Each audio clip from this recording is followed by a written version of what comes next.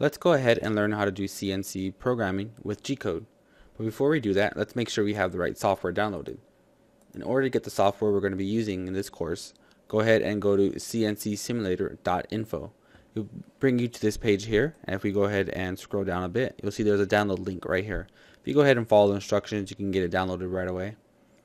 Some useful resources. Let's go ahead and look at this CNC cookbook. This is very useful. If you go ahead and read through that, you can find a lot of valuable information, as well as the modern machine shop as well. You can get some webinars, videos, and a lot of useful information here as well. Alright, let's go ahead and close that out. Once you get the CNC simulator installed, this is what you would see when you get it open and running. For starters, we can go ahead and left click in this graphics area and we can move around the simulator, as well as right clicking to pan around. Just make sure to hold down the mouse button as you're doing that. You can also scroll in and out with your mouse, as well as using the letter 5 key on your numeric keypad and page up and page down to zoom in and zoom out if you wanted to use more of a keyboard kind of navigation method. Let's go ahead and take a look at the rest of the interface. Starting from the top corner, we have this 3D, 2D, as well as a SimCam. We'll cover these a little more in detail in a bit. For now, let's just go ahead and leave it at 3D, because this is what we're going to kind of be looking at to see as we create our code over here on the right hand side, what it's actually doing to our parts.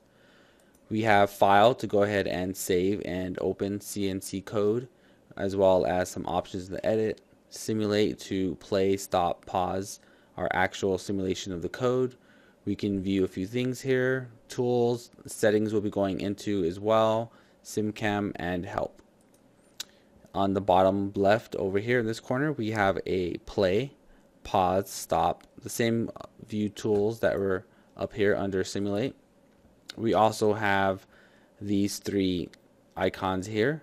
This will go ahead and reset the view, which would be the same as if we press the 5 key. I would go ahead and reset your view. We also have this button here, which will go ahead and open up and you can select your machine. And we can also hide and show the editor over here on the right hand side.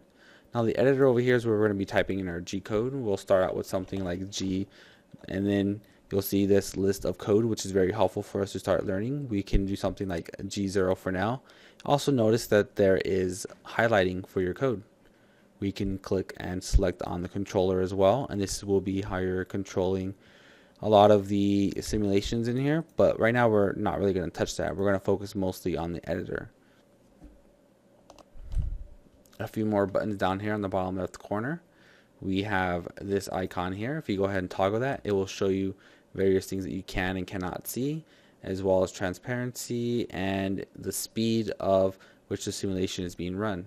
I'll go ahead and close that for now.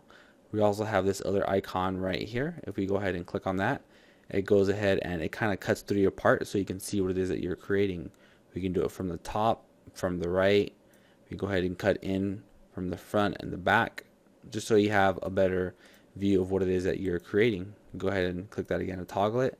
This will be various position points, the X, the Y, the Z. We also have a feeder speed and a spindle speed as well. Alright, in the next course we'll go ahead and get started learning how to make some parts.